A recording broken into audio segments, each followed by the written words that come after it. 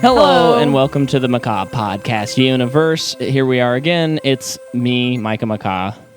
It's me, Jordan Macaw. And today we're going to bring you our first ever No Burp podcast. Not true. There is going to be no burping on this one. Don't think that's possible. And, this is phase 3 of Marvel that we're jumping into. We've finished 2 series, and we're still making our way through our first ever series. And this all just started as a dream between 2 young lovers in their second year of marriage. And here we are. I think it's probably October right now. I think it might not be though, because we're recording ahead of time, people. And today we're doing Captain America: Civil War, the third Avengers movie. Yeah. Oh, you burped? That was not a burp-free podcast. Dang it. We hardly made it. Actually, I don't know if I actually burped. I just felt like I was burping, so that doesn't count. Yeah, funny that you mentioned that, though. This is actually often referred to as Avengers 2.5. It is. Is what people call it. It is. When it came out, that's what people were saying, that it was...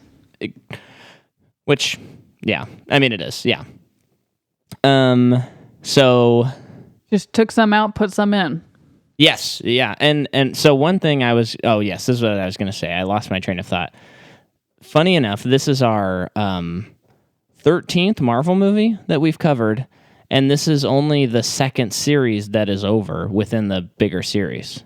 There's so many series, and this is we finished... Oh, this is Captain America's last movie? Yeah, and we finished the Iron Man movies. Oh, yeah. But now we're finishing the Captain America movies. So, I don't know. Cool. It's kind of weird. I didn't think about it like that.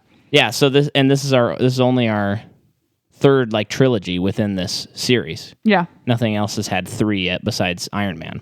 So until Thor. Yeah, which is in a month maybe, I think, that we'll be covering that movie. But right now we're talking Civil War. So hit me with your first experience with... Oh, wait, we watched this together. Mm-hmm. So the first time we watched this movie... Why were we watching Because it? you wanted to have them all watched before we saw Infinity War. Was that the reason? Yeah. Okay. Because it was coming out soon, and you This were was like... last year we watched it? Yeah. Well, Wow. no. It was before we were married. Oh, okay. Yeah. So it's like the summer before. It was like, Avengers is coming out next year. We should maybe... Yeah, well, you were like, I don't have that much left. I think I just couldn't care less. I did it because I love you. That's why I watched it. Hey, I love you too. Because I was still very much out of Marvel at this point, besides Guardians. And then when you brought this movie over and I saw it was about a little over 2.5 hours. Yeah, it's 2:45, I think. Yeah, it might I even be was not 2:50. very happy about that. And not only that, the movie was so long, and I remember hating it the first time. A lot of that had to do with me just already being done with Marvel, so I didn't even give it a fair chance. Yeah. But so watching this, I forgot so much that happened. Yeah, 2:27. Okay, so 2.5 hours. But still, I mean, that's a long movie. Yeah, I mean, like we talked about already, it is 2 movies in one. Yes, which I'll hold off on that explanation a little further. But you weren't a huge fan of this movie either the first time. I remember when we watched it, I was like, besides Thor 2 and Ant-Man, this is like my least favorite. I hated it. I really, really hated it. And I thought it was just kind of a boring slogfest that deals with a character whose name is Bucky that never has any actual character development on screen, and we actually don't know anything about him, and they devote a whole second movie to him, and yet we actually a perfect thing. Patrick Willems, who's a YouTuber who does movie analysis and stuff. He's very... I enjoy his criticism and stuff, and on Letterboxd, he recently watched Captain America: Civil War, and you can write little reviews on there. We also have an MPU that you can follow if you go to Meltar Man, and it's all our movies that we're covering. But his review was, poor Bucky, so much happens to him, and he still never gets a chance to become an actual character. Yeah, I feel like he's more of just a MacGuffin in this movie. Yeah, he's and the I agree with him. Well, not the reason it all happens, but he's a pretty big reason of why one of the 2 movies happens. Mm-hmm. And having said all of that, though, we watched it again yesterday. Well, we finished it yesterday. We started it the day before, and then we had plans, and we couldn't finish it. What did you think of it then? I liked it much, much more. I did too. It is a pretty dang good movie. I still have a lot of issues with it, but it goes into good, not great. It held my interest the whole time. Yeah, because I actually watched it this time. The first time I was just like, ugh, I don't care about any of these people besides maybe, I don't know. I don't even think I could tell you at that time. I didn't like anybody. Yeah, I probably thought Black Panther was kind of cool. Maybe. Yeah. But even then I was just like, who cares? But now it's like, and probably because I know things now. Yeah. Well, and we're literally watching the franchise, analyzing it. Like I'm sitting down for you listener, and I have my notes on my phone open, and I'm like writing notes like as we watch these movies. So when you analyze a movie, you do have a different perspective on it for sure. So yeah, I think it's a good movie. Yeah, I think it's good. It's a very convoluted plot, which isn't necessarily bad because I've been reading the Civil War comic series kind of one, I wanted to, and second, to kind of gear up for this a little bit, to have a little of the like adaptation side of things. But in doing so, I do forget how convoluted comic books are. Yeah. You know, sometimes they're like, oh yeah, we have to go back and get that guy from Zone X because 3 years ago we did this, and then, you know, and if you like jump into a comic book series, you're like, what? You showed me a picture happening? Of the guy. Oh, Zemo? Yeah. Yeah, so in this movie, there's a character played by Danny Brühl, and his name is Zemo. And he's such a cool character. He has such a cool look that they never use in the movie. You know, I remember thinking the first time, he's got like a purple sock helmet thing. Looks very Nor.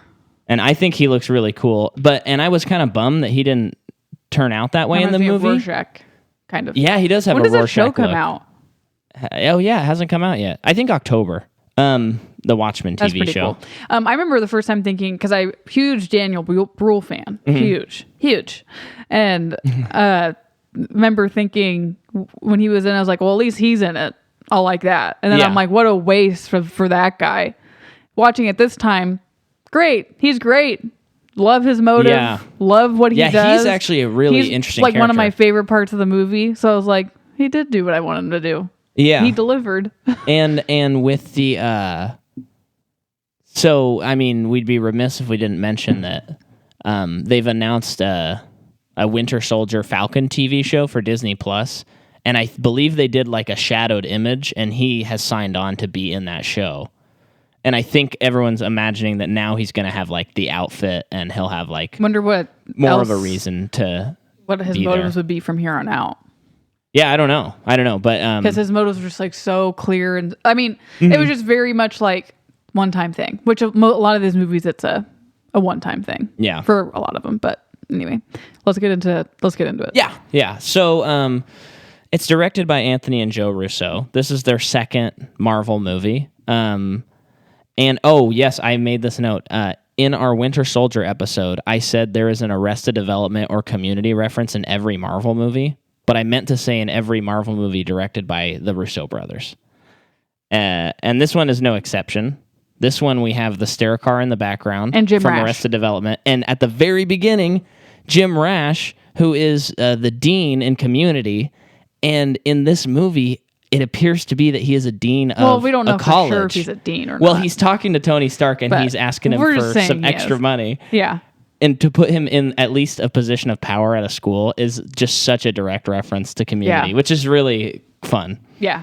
It must be so great for those people in Community to be like, oh, yeah, I guess we'll get paid $10,000 or whatever to work one day on set. You think that's how much they get paid? I don't know. Probably more than that. You think more than that? Maybe not. For the 20 seconds that Jim Rash was in it, maybe 20 seconds? Yeah, probably not. You're right. I mean, he probably got a vacation paid for and more. Down payment on a car. Probably, actually. So this is produced by Kevin Feige. Duh. Screenplay by Christopher Marcus and Stephen McFeely, who you will remember did Winter Soldier. I think they did First Avenger as well. First Avenger being Captain America First Avenger, not the First Avenger movie. I burped again. There's no... This is a burp pot. You did that on purpose. Ew, I got snot on the...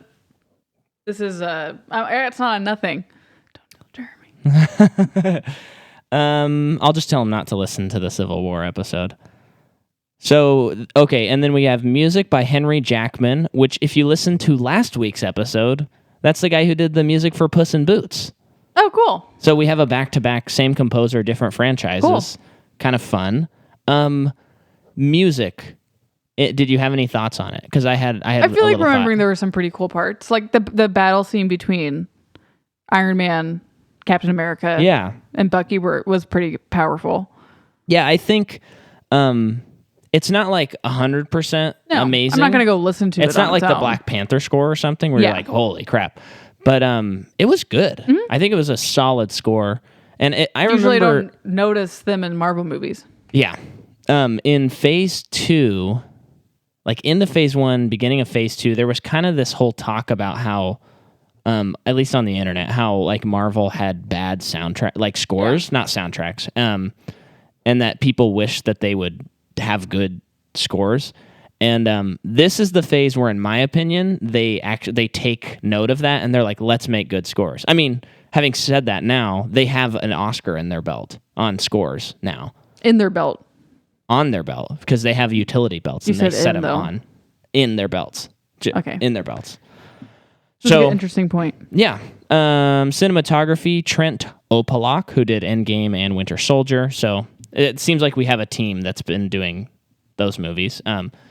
Distributed by Walt Disney Studios Motion Picture and production studio Marvel Studios.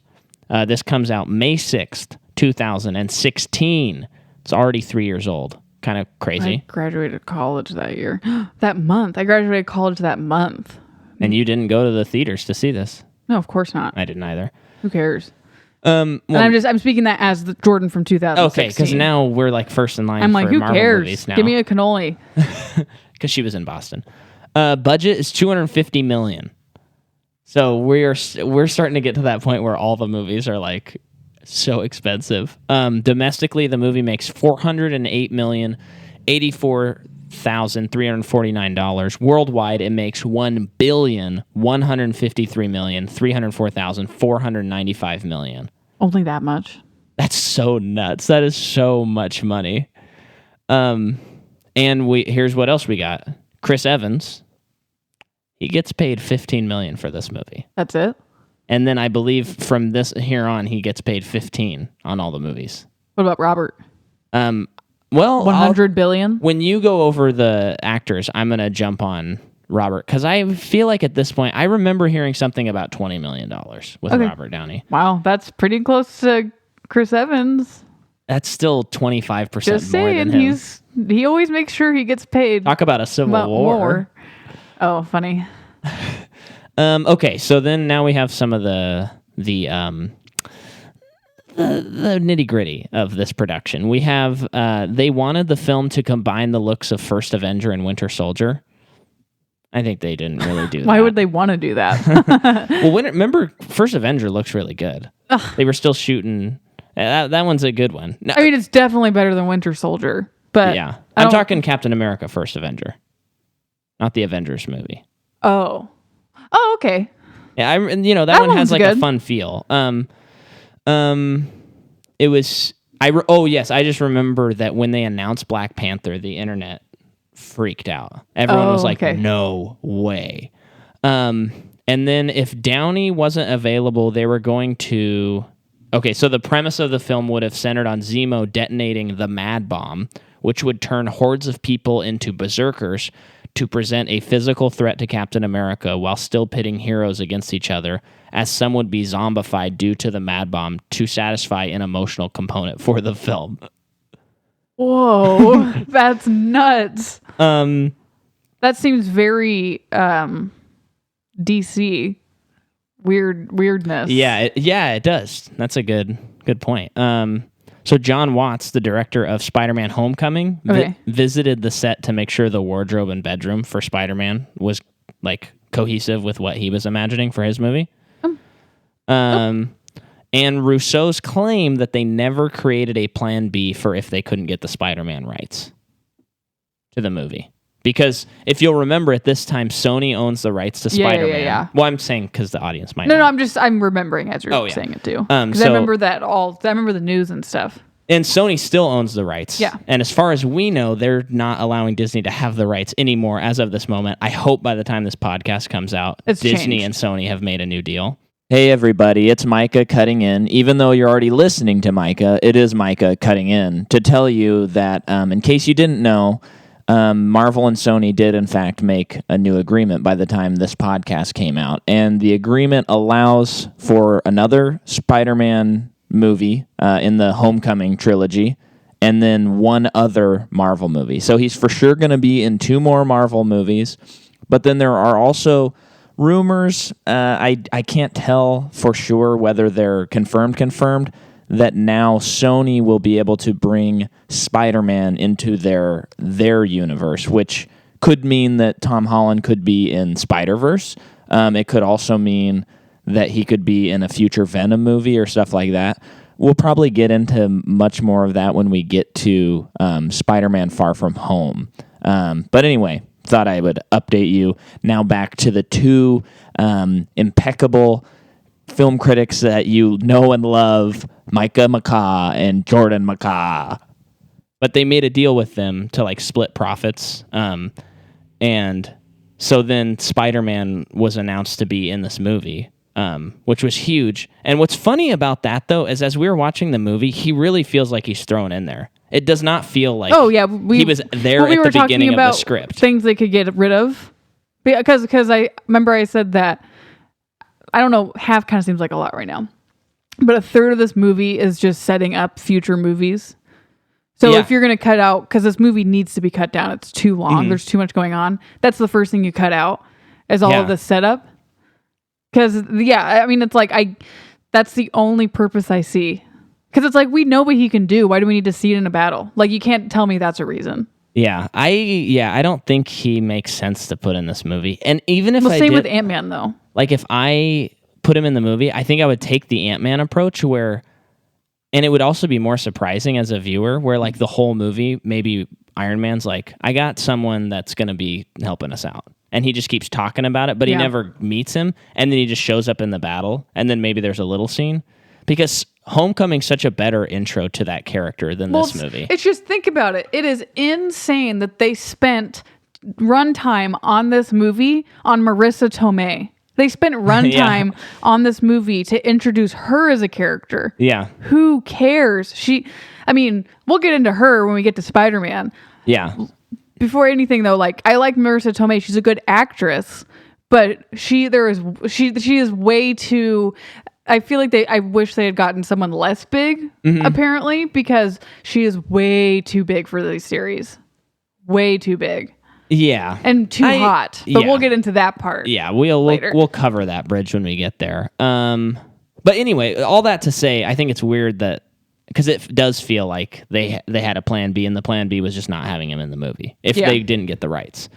And then Anthony Russo explained that Paltrow's contract with Marvel had ended after Iron Man 3, and they decided early on that they could make a Pepper breakup with Tony Stark have an emotional impact without having her in the movie. They did a good job. What's funny, though, is... So we have... I don't know if this is something the Russos are really into or something, except for Endgame. But there's so much that's in their stories and movies of the Marvel series that they leave off screen. Yeah. And it's stuff that would be much more powerful if we knew about it. Yeah. The whole key to this movie and Winter Soldier is Bucky, and most of the things that happen to him are off screen. Yeah. As far as emotional development with him. Or he just kind of is oh yeah, hey Cap, okay, I'm your friend now. And it's what? Well, you have to remember all of the stuff they set up in the first Captain America. Yeah. They did a good job at showing that they're best friends. I know. I just don't feel. I don't feel the connection with Bucky. And I think I agree with you, but I think that they think that's good enough. Yeah. All that stuff that they set up. Well, and it's the same with Wanda and Vision. Yeah. They end this movie not friends, and the next time we see them is they're in a relationship. Avengers Endgame, and Infinity War, and it's oh, I guess they like each other. next time we see Paltrow is in Homecoming, and she's like, "Hey, let's get married," and it's like, "Oh, okay." So I guess. Oh, they don't even address it. Well, I think she says an offhanded comment like, "I thought we were over," or something dumb like that, where it's like, okay. And I understand they have contracts, so they have to figure some of this stuff out. But yeah, that was actually something where I was thinking the whole movie. I'm like, in movies like this, sometimes you can tell when like a contract hasn't been signed. Because, you know what they should have done in this movie? What? To establish more of the Bucky Cap relationship was show like the start. How does the movie start? Oh, that's how it starts. Okay, like either start the movie or halfway through the movie. That's a little late. Show a flashback of Bucky and Steve, but not like a recycled scene from the first movie, but like an actual like they shot this memory. Yeah. Well, you know what would have been cool, which is I think what you were just saying, and then you changed your mind. Recycling a scene?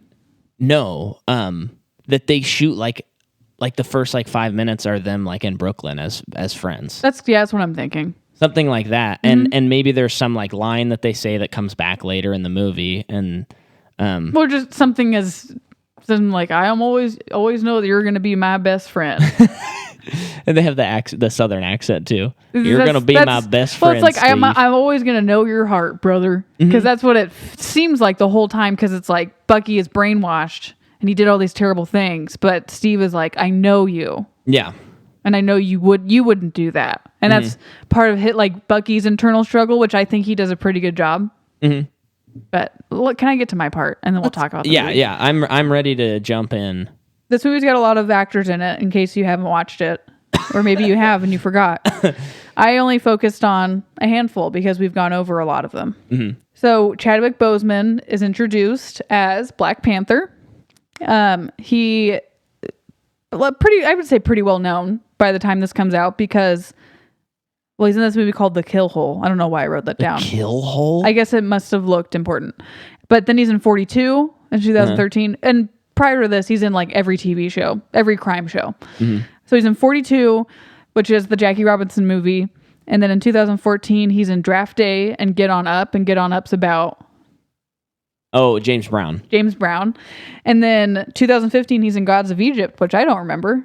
You saw that movie? Pretty sure I saw that movie because Christian Bale was in it. No, that's Exodus, Gods and Kings. Oh, remember? Well, actually, around the same time. Movie. Around the same time they came out with that. Okay, yeah, no, I haven't seen weird either of those movie. Movies. Then the next year's this movie. Right. See, I think this was more like critically, people were like, "This guy's a guy to watch," and this is the movie that a general audience begins to recognize him. You know what role I want him to be in?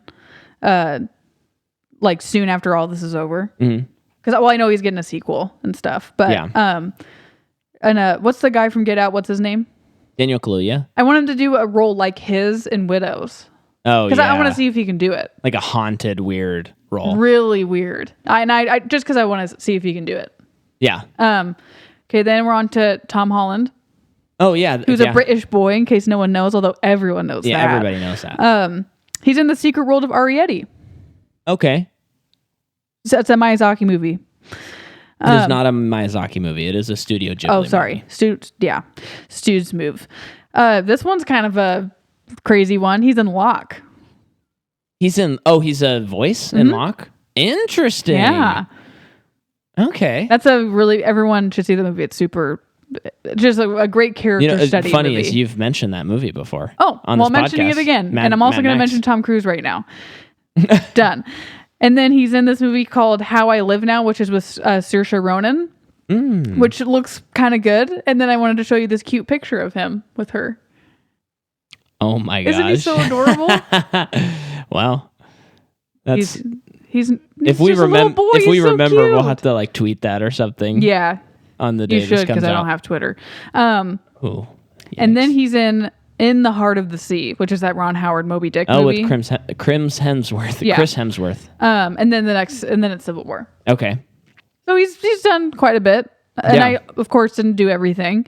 And then you have Daniel Bruhl, and I also need to look up a picture for this one too. So he doesn't go by Danny Bruhl. That's just something I think that's concocted. Something that we do. Oh, okay. For fun. He's in Rush. Know that kind of. Shut it! I'm not there yet. Okay. He's in a lot of German TV and film because he's German and Spanish. I thought he was just Spanish, but he's also German. He's Spanish? I thought he was just German. I thought he was Spanish. I can't believe it's not butter. He's in this movie called Goodbye Lenin that I've always wanted to see. That's about John Lennon, right? No. Oh, it's not? No, like Lenin, the Russian. Oh. Were you serious? I was serious, yeah. Oh, no. It's Goodbye Lenin. I thought it was about the killer 2003. who killed John Lennon. That's No. what I was thinking in my head. The premise is about his mom wakes up from a coma, and he's trying. I think the movie's about him trying to either hide all of the like East Berlin, West Berlin stuff from her, or figuring out a way to tell her about it. Oh, because she was in a coma when all of that stuff happened. okay. So it sounds an really interesting interesting, premise, and it's yeah. got a pretty good score. I think. Okay. And then he's in this movie called Ladies in Lavender. I just have to show you the poster. Oh no, Judi Dench! Wow, And that's Professor horrible. McGonagall from Yeah. Harry Potter. Yeah, that's. And then this is the premise. Two sisters befriend a mysterious foreigner who washes up on the beach of their 1930s Cornish seaside village. Kidding? No, I'm not. I'll never watch that. It looks so... What was the name of it again? Ladies in Lavender. Okay, I'll watch it. They look fun. And then he's in Bourne Ultimatum, 2007. This Inglourious Bastards, 2009. Ultimatum. 2013, he's in Rush and The Fifth Estate. And then he's in A Most Wanted Man in 2014, which I don't remember. Oh yeah, I don't think you saw that movie. I don't think I finished it. You didn't finish it. That was it. And was it because I was bored or just because I couldn't? I think you were bored. It was kind of boring. It was Philip Seymour Hoffman's last. Yeah. He was really good. That Movie was my he thing. shot. I was like, this movie's really boring. I don't want to finish it, but he's really good. Yeah, it was a pretty boring movie, but he had a he was weird- crazy yeah, good. yeah. And he had a Russian accent and he like completely nailed it. Yeah. And then he's in a movie called Burnt, that one where Bradley Cooper is a chef. Oh, yeah. A lot of chef movies during that time. Mm-hmm. That became a big thing. That's John Favreau. Why? Yeah, he started it, maybe. And then I wrote down Martin Freeman, although I didn't really look him up. Yeah, this is but he's in Sherlock. He's in he's in Sherlock. He's Watson. That's like his claim to fame. well, also the Office. Oh, yeah, that's his claim to fame. And then also Hobbit. Yeah, is that before this? Oh, yeah, definitely. It is I didn't even look up to confirm. Yeah, Hobbit's like 12, And then he's in I think, At World's 2012. End, which I don't remember when that came out, but I feel like it was before 2015. Yeah. And then I forgot he's in that. And he's in Hot Fuzz. Oh, he's so good. yeah, I know I'm And- cutting you off. Sorry. shut it. Then I wrote Marissa Tomei and just wrote My Cousin Vinny. She's got a lot of acting credits, Yeah. and I'm She- kind of dreading it for Spider-Man. Yeah. She's also in an episode of Seinfeld when George is fantasizing about her, and she pops up. So she is in that episode. She Mm-hmm. does show up. That's so cool. Yeah, and only for like 2 a little seconds bit. or something. 2 seconds, exactly. 2.5. Okay. So Captain America Civil War. The movie begins. There's no logos this time. You see this character driving, and then you see he's Winter Soldier. Really like how that scene's done. It feels very mafia. Yeah, this is when I'm like, oh, I know this movie kind of famously has kind of a bad color, like lighting and coloring. Really? Because I didn't think that. I mean, there were some parts I thought that, but the movie looks good. Well, I think the main thing is people have pointed out how ugly the airport scene is, and they kind of have put it around the Yes. whole movie. Yes. But at the beginning, I'm like, am I gonna be like disagreeing with most people on this? Because the beginning shot, you're like, this looks cool. It's kind of like this yellowish greenish hue. Yeah, and he it's makes this nice. car crash, and he goes into the back and pulls out Some stuff that we don't know what it is. some stuff, and then it says present day, And future Logos, Avant. I think, Lagos. Yeah, that sounds right. Which is in Africa? I'm not even think going it to was. guess. No, you know I'm what? pretty sure it was. It was like in the more deserty part of So Africa. basically the Avengers are there. Well, the Avengers being Scarlet Witch, Captain America. Captain America, Black Widow, and Falcon. So like the his Cap crew, guys. his crew of people. Kind of. The Winter Soldier people are back. Okay. She's not in Winter Soldier, but Never mind, you're right. But anyway, so burping now. they come in and they're doing like the secret mission, and it's very reminiscent of Winter Soldier, kind of how that movie starts with a pretty intense sequence. this one's much better. It's much better, and It looks better. It does look better. You might be surprised to find out that this first action sequence takes place in daylight. But there's like a deserty hue to it. Yeah, no, They've it looks way better. And they're trying to get this chemical, which isn't super important, right? Well, it becomes important, yes. Later on in the movie, the chemical. Well, like in this scene. Well, just because of what happens, not because of what the chemical's for. They're just trying to get this chemical from terrorists. Yeah. And some of these people who are the terrorists are past Hydra people, or they're still Hydra people. I'm pretty unclear about all that. Yeah. Because that one guy is from Hydra. Yeah, so they have the guy from the elevator scene in Winter Soldier, and he's back. No one's going to remember that. Yeah, you are. If you're listening this far, you remember. And he's kind of he's the guy that when you look at him, you just imagine him pushing you and calling you a nerd in a New York accent. That's what he looks like. Okay. So he has like this new outfit. He looks really cool. Mm-hmm. And they basically chase him around. And I just said, like, the sequence is pretty cool. It's still a little janky for my like personal preference, but otherwise it's a pretty cool action sequence. I thought it was pretty dang cool. The funny thing is watching it though, when again, I compare it to John Wick. I compare it to Mission Impossible. It's just like there are certain sequences. Like there's one spot where Scarlett Johansson is by a car and there's like 7 shots in it and she like fights these guys. Oh yeah. And there's only one shot where you can see her face and you're like, oh, she wasn't even there for that day. There is something that happened before this present day scene because the past thing was 1991 mm-hmm. and they showed that Bucky was brainwashed using certain words from a book. Oh yeah, that's important. Yeah. But you don't know what it means. Cool looking book. Other than you're sure it's just some code spoken in Russian. That kind of it looks like it kind of like resets him. Yeah, that's what it is. Unless we find that out later. And then let's try not to fixate on every scene because this movie's so freaking long. You're right. So how this scene ends is with like basically there's this guy, he's gonna the terrorist, he's going to kill himself in a bomb, and Scarlet Witch like stops him and she kind of like throws him away from people. Yeah, with her telekinesis. But she throws him into a building and the building part of the building explodes, killing people. Yeah. And I thought that it was good that they showed her reaction to it. Oh yeah. Because it shows like, at least for her, I mean, and she's pretty new to all of it too, but like, because we've gone through 12 movies mm-hmm. of a lot of destruction of cities and undoubtedly people. Yeah. And you never really question it that much mm-hmm. because they never make a big deal about it. But this is like the response. But this is the response to all of it. So they show her reaction. I thought that was really good that they did that at the beginning. Mm-hmm. So you find out that they killed like 13 Wakandans in the building.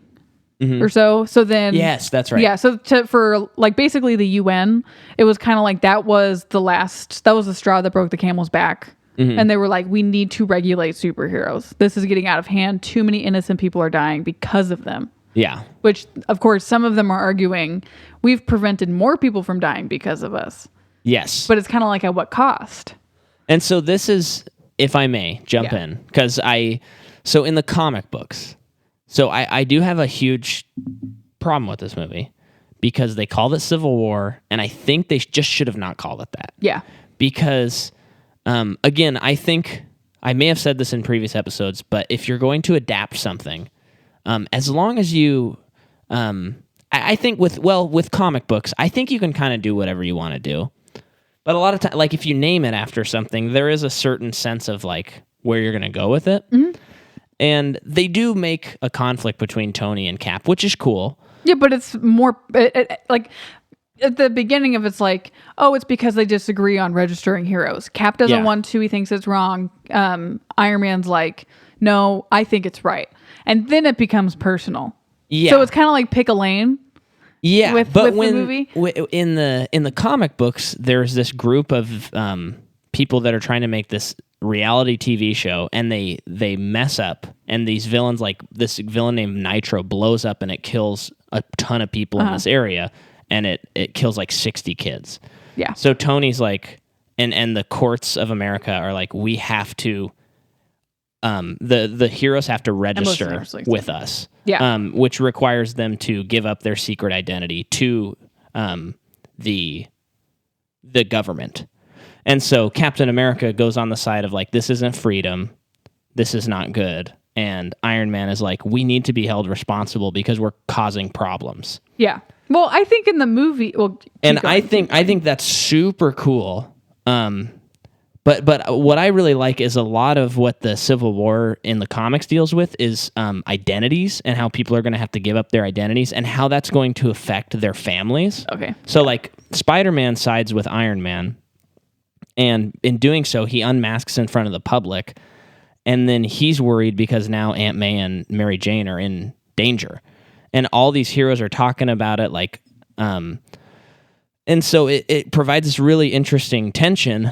But the problem is, in the cinematic universe, identities have never really been that important. And I think they state that with their opening thesis in Iron Man. He says, I am Iron Man at the end of the movie, and he says, I'm Tony Stark. Yeah. And from then on, it's like most people know who Steve Rogers is. Everyone knows who Black Widow is. Falcon, maybe some people know. It just like identities have never been a big part of this series. True. So it probably actually wouldn't make a lot of sense. It's an interesting point. Yeah, it probably wouldn't make a lot of sense for them to make the Civil War about that. Yeah.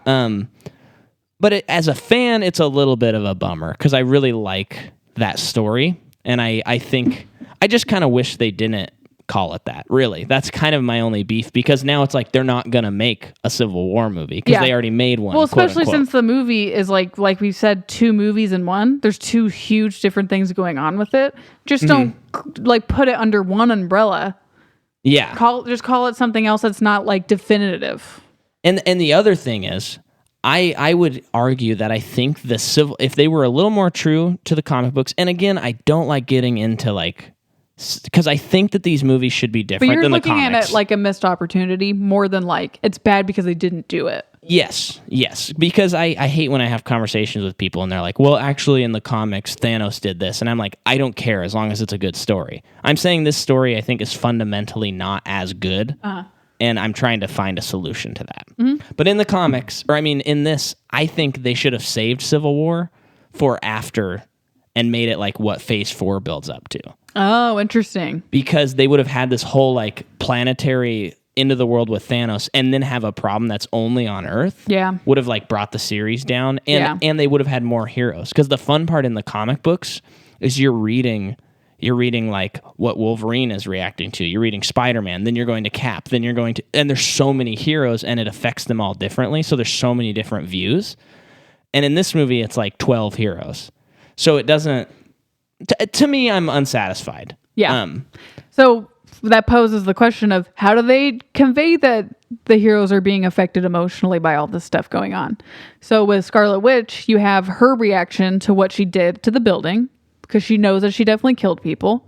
So there's that. Mm-hmm. And then I like what they did with Iron Man because it gives him, and I'm kind of like throwing out everything you just said because it's like, yeah. Well, it's kind of like this is what we have, so we have to work with it. Yes. So like, I like what they did to give him a clear motive as to why he would be the one to want to register. Because you would think like Iron Man is going to want to register. Tony Stark seems like the last person who would want to give up his identity and all that stuff. Because a lot of it's not like it's going to make him give up all of his technology. That's not what it means. Mm-hmm. But a lot of his movies are about him being unwilling to share information. And now he's suddenly going to, because he runs into, I was going to bring up the actress. Her name is this is a very good scene. Alfre Woodard, which I never knew that was her name. It was right after he gives his presentation at the college, and he goes to the elevator in the hallway, meets this woman, and she slaps her son's picture on his chest and said that basically he was in Sokovia, you killed him.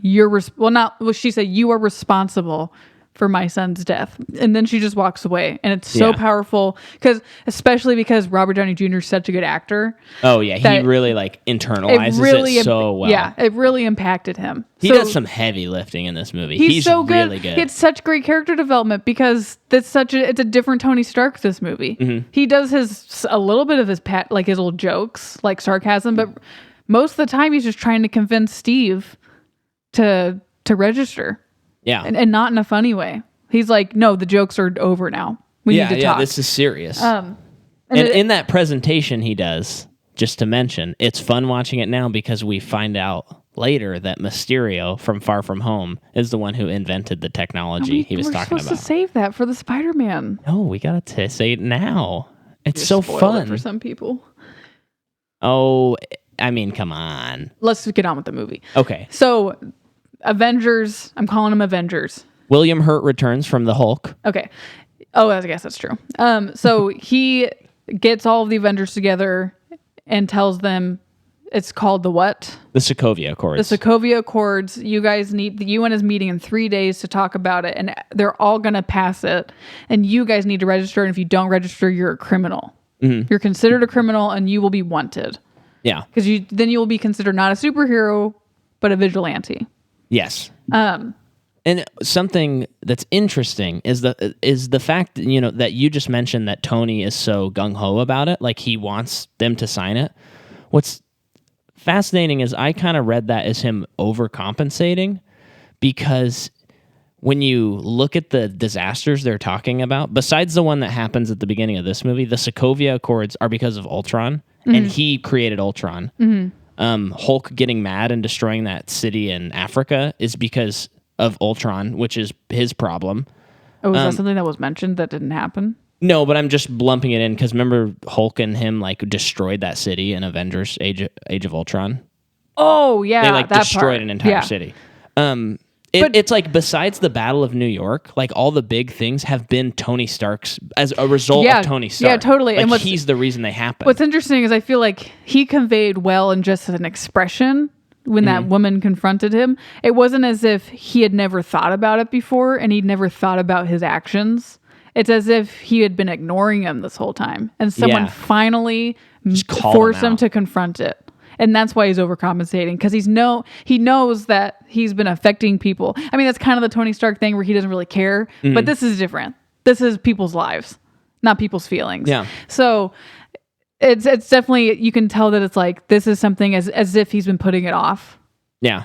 And he is now like, okay, I'm being forced to deal with it, and I'm gonna deal with it. Yeah. And then Steve, who you would think would be all for this because he's America's boy, you would think. Yeah, right? yeah. But he is very against it because that's an invasion of privacy. Yeah. Which so again he is very American. It's his great like arc on the whole series. Is he is like the idealized what an American should be in those different points in times. Yeah.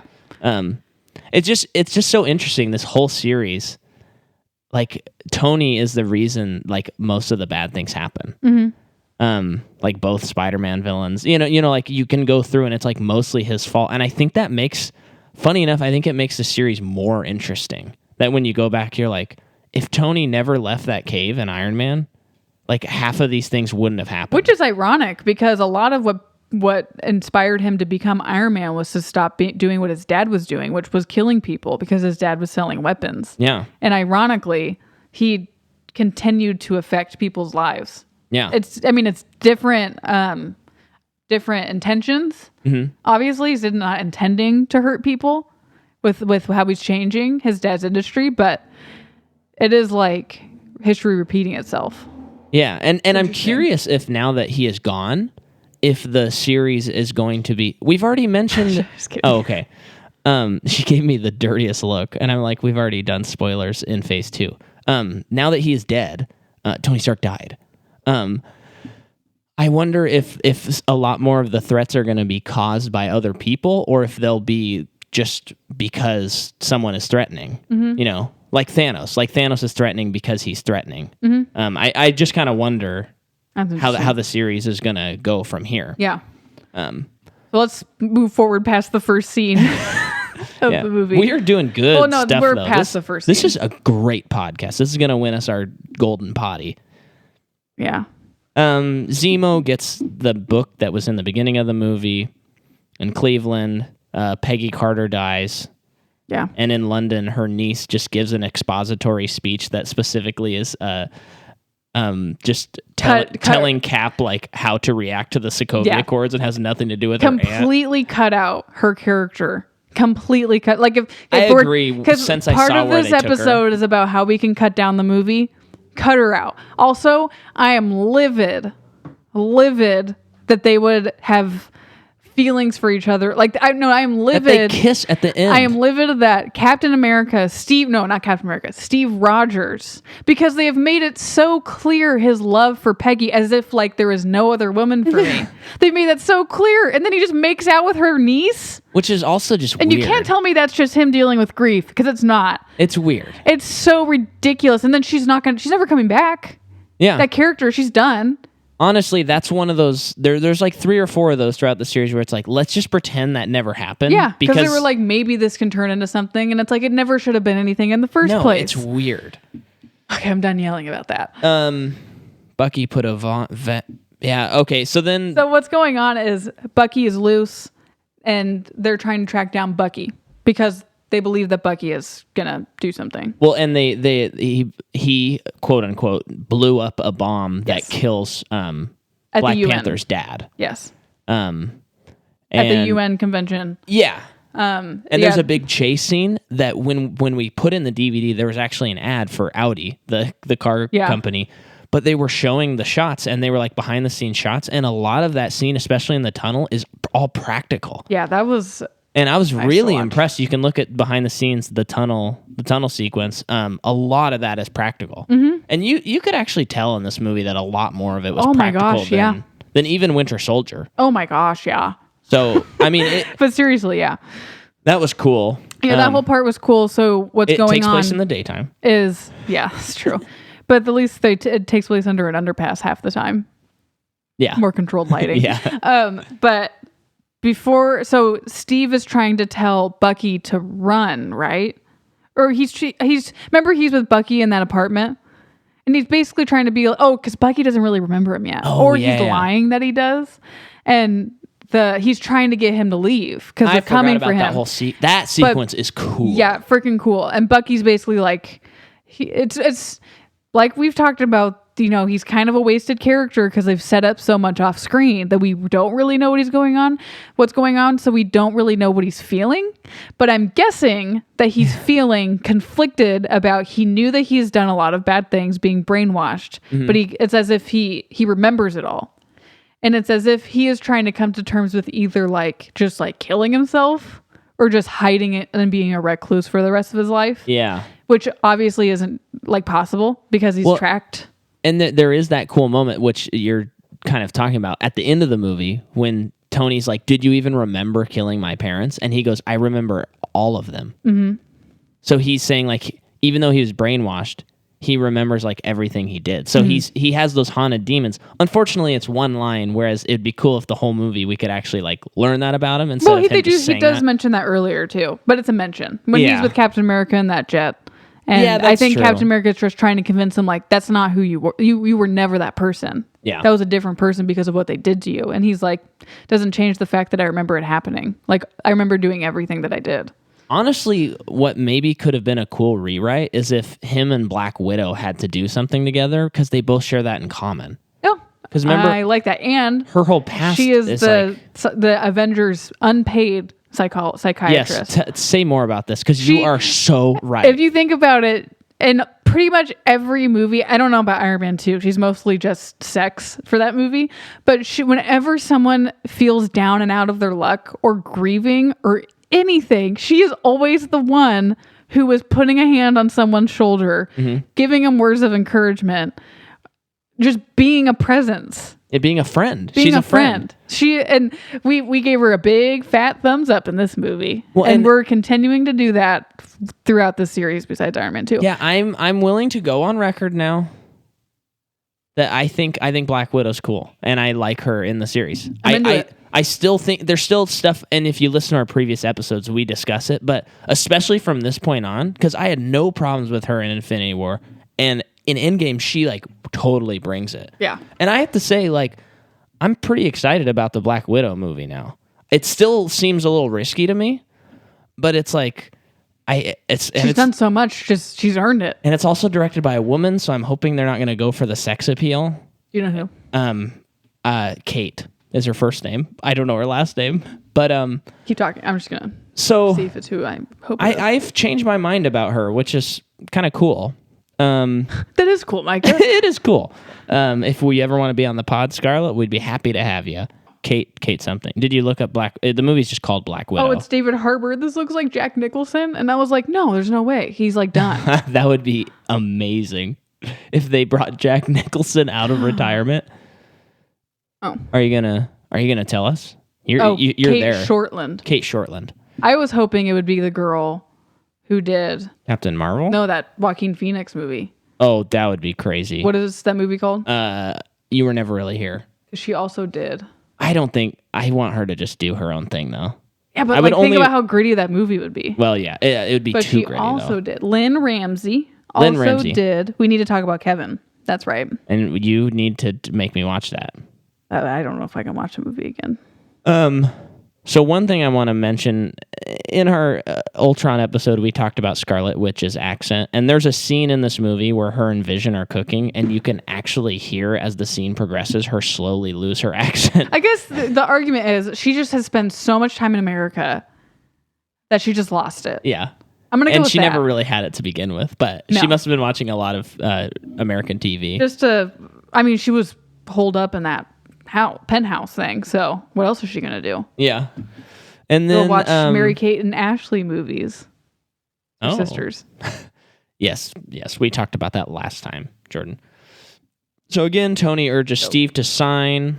We find out that Zemo was behind the bombing to ensure that Winter Soldier is captured because Zemo kills a psychiatrist who was supposed to come in and interview Winter Soldier, and now that he has the book, he has the words that will activate him, which I like all this. Mm-hmm. And he reactivates him while he's in custody. Well, the whole time too, because I don't remember a lot of what's going on. I'm like, what is he doing? The Zemo guy, other than like being bad and wanting to kill people. But I'm like, I gotta say, on the first viewing, it was like, why do they keep going back to this guy? And on this viewing, it's kind of cool because he doesn't. Well, they purposely don't tell you what his motive is. He's just behind the scenes, like doing weird stuff, and you're like, who is this guy? What is he doing?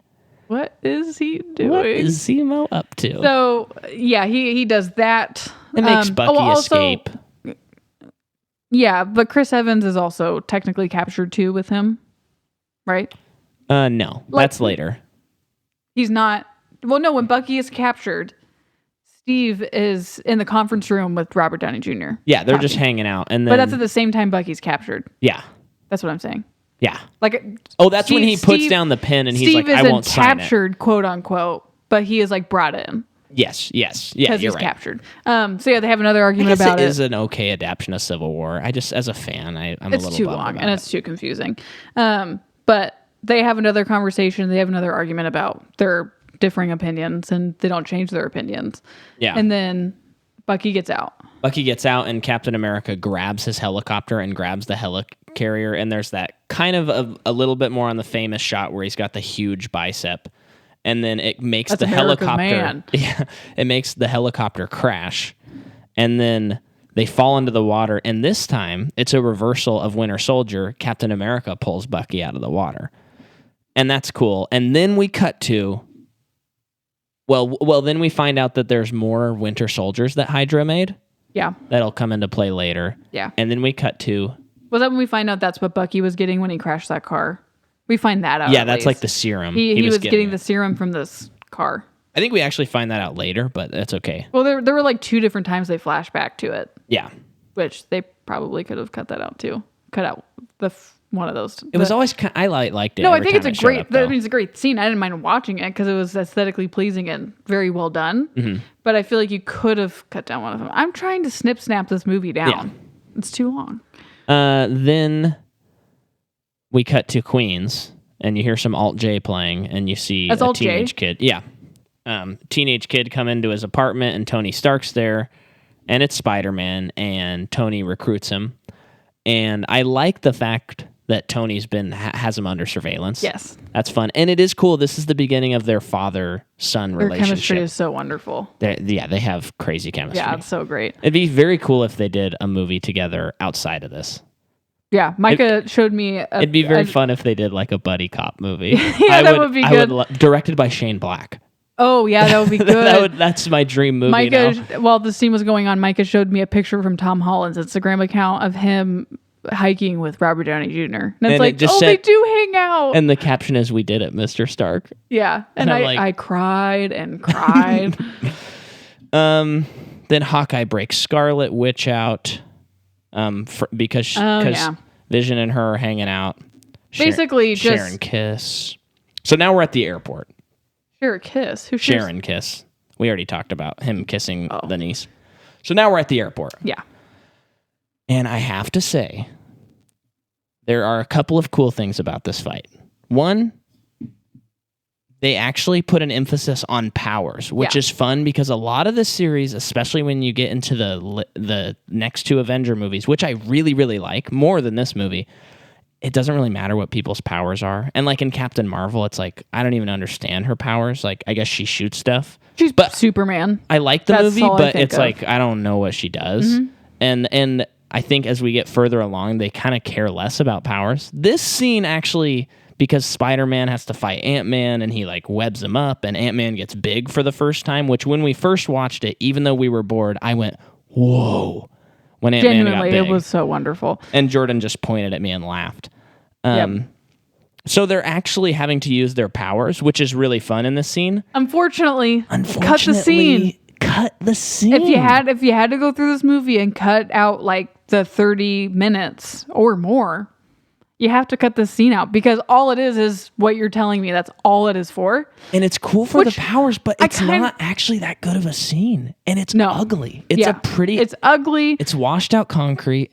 And you might be thinking, well, Micah, you can't cut the scene because War Machine gets shot down out of the sky and goes paralyzed. But tell me, does that have any effect on any following stories? No, they just they give could him have done magic legs at the end of the movie, and it Also, doesn't even affect his They psyche. could have done that at any other battle scene in this movie. They could have done that at some point. They could have, but I'm trying to bring up the point that you don't even need to paralyze him because it actually holds no weight to the story at all. It does for like 2 scenes when Downey's like, well, I'm kind of mad now. Why'd that happen, Or Vision? if anything, he probably would have accompanied Iron Man to that place where he fights Captain and yeah, but he said to show up alone. Oh, and he that's was like, true. yeah, I will. That's true. It just has actually no effect So- on the plot. And I remember when we went and saw Infinity War, it'd been a long time since we saw this, and I was like, how come he's wearing like weird leg things? What's with that? Oh, yeah. And that's the next time we see him. And it's like, it literally doesn't matter. They're just trying to find ways to get rid of characters in this plot. Just don't put them in the movie.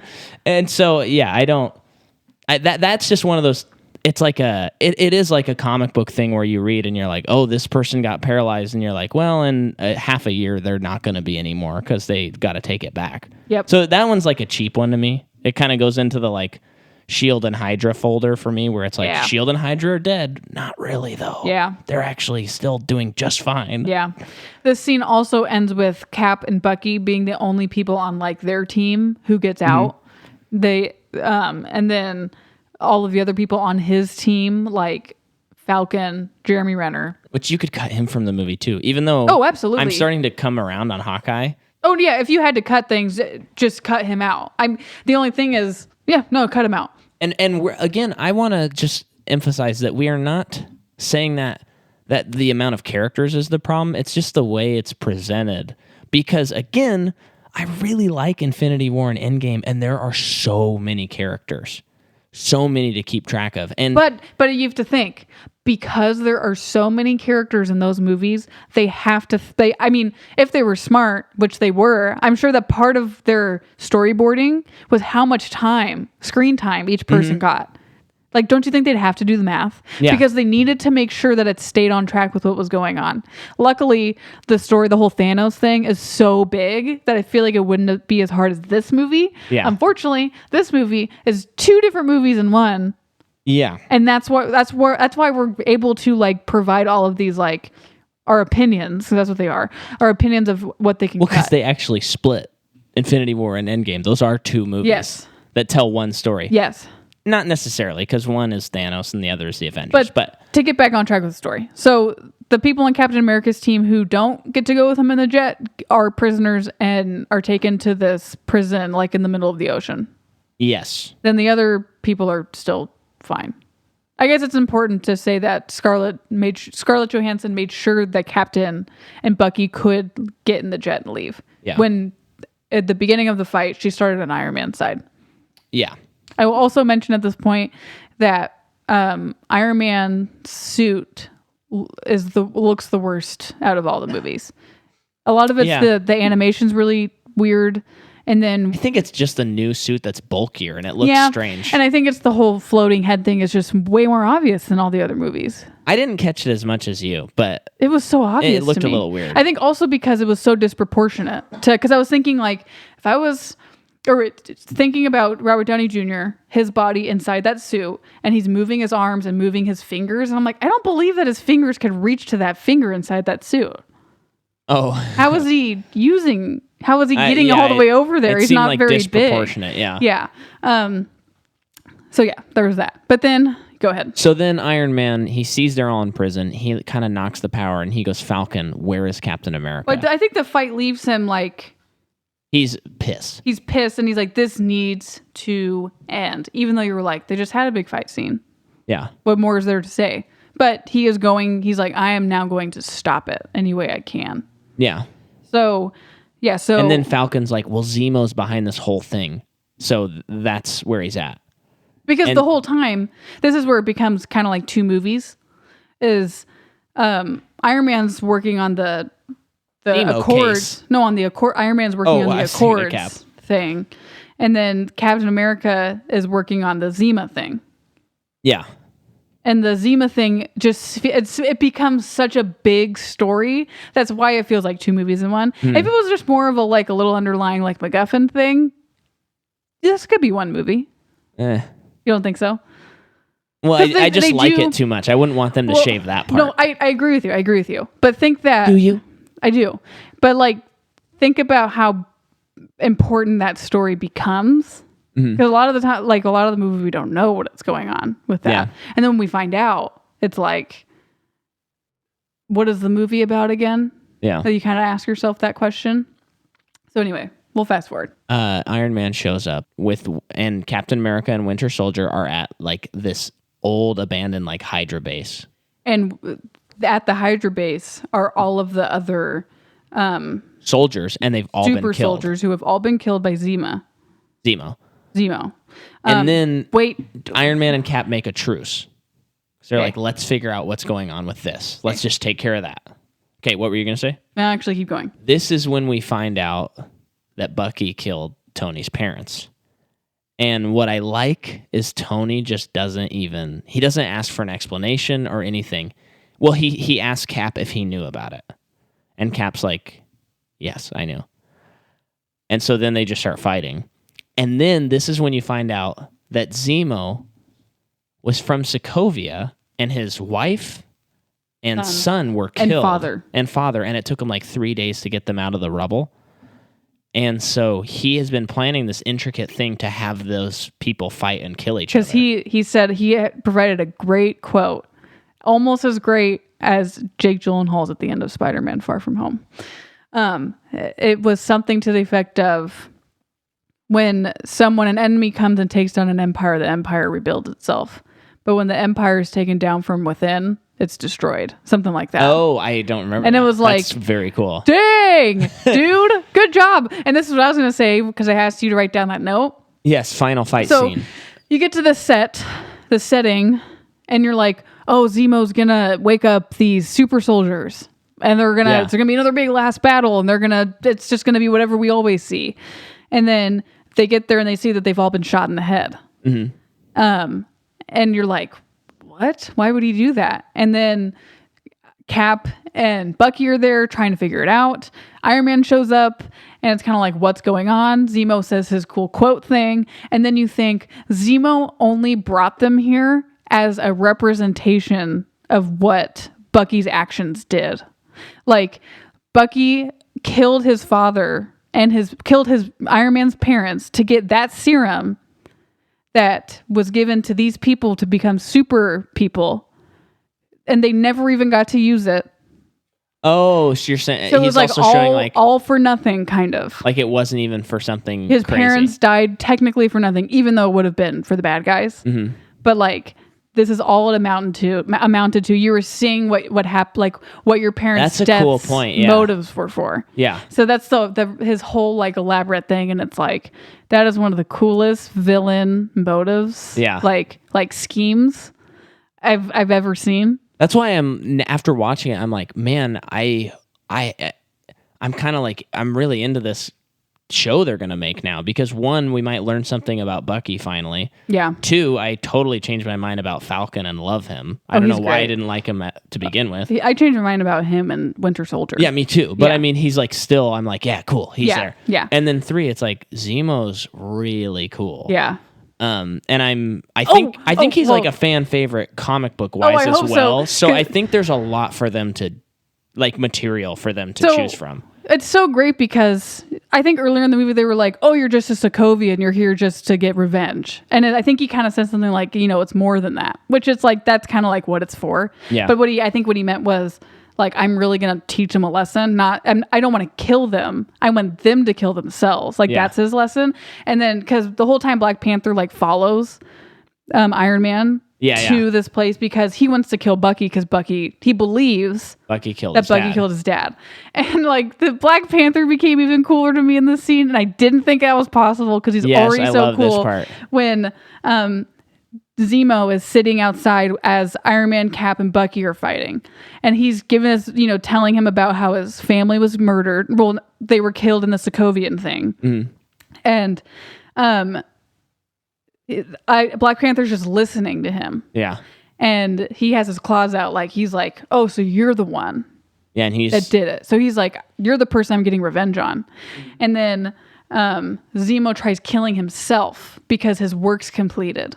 And he has nothing else. The only thing left he had to live for was to get the Avengers to crumble from within. Yeah. And now that he's done it, he's just going to kill himself. Black Panther prevents him from killing himself. And he also says something like, he's like, everyone's filled with vengeance. Basically, I'm going to choose forgiveness. Yeah. Like, and it's just like, there's been enough vengeance. You never see, I feel like you just don't see that often in a movie. It's very cool. It's usually like vengeance, and vengeance is cool, because you're getting really good. Yours. And so, yeah. And the other cool thing is it's like he's about to become king of Wakanda. Mm-hmm. And like for that to be one of his first acts is pretty cool. Well, I mean, that just proves that he is worthy of it. Yeah. For sure. And I think he's probably also thinking about what his dad would do. Because Black Panther's a lot of it is about what his dad would do. Yeah. What a king would do. And that is just like, yeah, you are the king of Wakanda. You're badass. Yeah. Another not as cool thing, but kind of a cool thing is they keep talking about the 5 other Winter Soldiers. So I didn't remember what they did with that. And I'm like, oh, they got to fight like all these Winter Soldiers. Is going to be boring. And then they're just dead. And it's kind of like thanks, Zemo. Well, thanks. And it's also like your expectation as a viewer, having watched 12 of these other movies, you're like, okay, we'll have to slog through those guys for them to get to Zemo. And then you're like, oh. Yeah. And I don't really remember what I thought Bucky, was going to happen. Which I don't, as I'm about to say this, you're like, how could you forget? But I forgot that Bucky like killed Iron Man's parents. Oh, I remembered that part. I forget like why Cap and Iron Man had that fight scene after the big fight scene. So like then watching that, it was much more intense and impactful. Yeah. And it's basically like they're fighting to the death. Iron Man blows off Bucky's arm. Yeah. And then it's just Cap and Iron Man, like I said, fighting to the death. And Iron Man stops Tony by breaking his heart thing. Yeah, Captain America stops Iron Man. Sorry, yeah, by breaking his heart thing. So it's not like Captain America is going to kill him. He's just trying to stop him.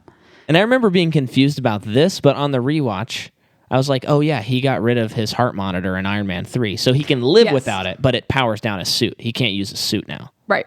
So he's defeated. And what's great is Tony says, you don't deserve to wear that shield. My father made that. And Captain America drops it and walks away with Bucky. And you're like, dang. That was, again, Robert Downey Jr. is just like bringing it. Oh, yeah. I mean, he is in every earlier in the movie, Black Panther put scratch marks in the shield, and you're like, how? That's a vibranium shield. Oh, and then, but his nails are they're vibranium, so that's cool. Damaged his shield. I did not notice that. Yeah, pretty cool, right? Yeah, good catch. Thanks. seems like a nerdy catch. I'm a nerd now. It worked. We can stop the podcast. I did what I needed to do. I made Jordan a nerd. Micah, I was a nerd wait till we get to Harry Potter. Yeah, that's going to be funny because I'll probably just be like, okay, yeah, okay, I get it. I'll be red in the face. So then it's kind of the end of the movie. We find out that Steve and Bucky go to Wakanda, and which is really ironic because Bucky, well, it looked like Bucky killed Black Panther's dad. Turns out he didn't, but it's like so again, he don't want that person around. Yeah, he's like extending family. his mercy to him as well. Mm-hmm. So it's like as a king, he's like really doing good stuff. And then Tony's back. He's helping War Machine recover already. Then you have your Stan Lee cameo. Yeah, Stan Lee comes in and he said he's a FedEx guy, and he says, "Tony Stank? Is there a Tony Stank?" And then big laugh from the crowd. It's a letter from Captain America that's kind of like, "I hope we can be friends someday." I'm sorry, I didn't tell you because I thought I was protecting you, but I was really protecting myself. Yeah. And he gives him that phone. Yeah, which he'll use in Infinity War to get a hold of him. Which that was when that phone came out of the box. I was like, nothing happens between them again until Infinity War / Endgame. It's pretty. Whoa, and I'm thinking this is the first movie of Phase 3. Yeah. What? I know a lot of stuff takes place off Earth, but. Yeah. What? Oh, yeah, and it is still crazy to think that Hulk and Thor are having Ragnarok right now. Yeah, that's what you told me. And I was like, so that means that Infinity War, like, let's just say happens in a month. Uh-huh. That's insane. That's insane. Well, and I think around this time, Guardians 2 is happening as well. I think Guardians 2 actually happens before this. I bet you can find a timeline sheet on Google. If you Googled it, we should Google it. I want to see what it's like. Yeah, that'd be fun to look at. Stuff like that. Off screen. Okay. No. And then we see that Captain America walks out of the shadows and he's in that water base and he sets his friends free, which finally explained to me why in Infinity War they're on the run, because I just didn't remember. And that is not bad screenwriting or anything. I just didn't remember why they were in Europe hiding. Well, I was like, I don't get this movie there's so much that happens until the next one. So it's that's why these rewatches have been also just so enjoyable, because it's very fresh in my memory right now. Yeah. Until I forget it all. One of the things which I don't think they don't do as well in this movie, is kind of the counter argument, but in Avengers, the Avengers 3 and 4, Infinity and Endgame, I just kind of like how they never handhold you. They just kind of go, if you're not on at this point, we're not gonna do a flashback to explain what happened. You just got to be on this ride or not. Yep. And everyone was like, okay, we'll make it the #1 highest grossing movie ever made. And I had to resist asking you a lot of questions during Infinity War, which I know I still asked you questions during it. Yeah. But there were times where I'm like, what? Yeah. It's really not worth it. Yeah. One, and it is kind of confusing sometimes because, again, Guardians, I'm pretty sure that happens before Civil War, but the movie comes out after Civil War. And there's 23 movies now. You're going to get confused. Yeah. But, so I think, final thoughts on this movie: cut Spider-Man, cut the airport scene, and cut the Sokovia Accords, and just make it... And the niece thing. Yeah, cut the niece thing. And you just make it about Tony and Cap and Bucky. And if you're like, oh, but we got to have the Sokovia Accords, then end the movie with the Sokovia Accords starting, and then the next Captain America movie is Sokovia Accords, a more in-depth exploration of Civil War. That's my pitch. Having said all that, I thought I was going to hate this rewatch, and it was fairly enjoyable. It's a solid, but on the lower end, 6 out of 10. There's some real shining moments. I think the ending really comes together. But I didn't get bored at any point, which I was surprised by. Yeah, not this time. Yeah. Another movie that I thought I was going to go into, dreading rewatching it, thought I would never watch it again in my life. I know. I like it. This is another one. Yeah, it's like this, Dark World, and even Thor 1 to me were just movies that I thought I was going to hate. Shrek. And I didn't. I just meant Marvel. And also including Shrek, though. Yeah. Shrek Forever After is the best Shrek. Say it again. Say it again. So that's Civil War. Those are my thoughts. Do you have any other thoughts? Not really. I think it's a fairly good movie. I think I said everything I've wanted to say. Yeah. So next week is Doctor Strange. That one I'm also dreading to rewatch. I'm very excited. So hopefully that means I'll like Strange. I think Doctor Strange is, to me, it's like a solid 6. To me, I lump it in. It's not as bad as Ant-Man. Not even close. Oh, no way. But to me, it's like, what's the point of having this? Ant-Man sucks. But it feels like, why did we give him a movie? Yeah. But I'm sure my opinion will be changed by the time this episode comes out. Well, for better or for worse, the reason they had to give him the movie is so that you could know what that Infinity Stone was. That's true. And I think for better. And I know that my sister's listening. I'm just going to say it. I actually really like how he defeats the villain, but we'll talk about that next week. Thank you for listening. Rate, review, subscribe. Share. Tell a friend, please. What was that? Was that the sink? That happens sometimes. Are you serious? I mean, like every once in a while. I'm horrified right now. Okay, let's turn off this podcast. Okay, thanks for listening.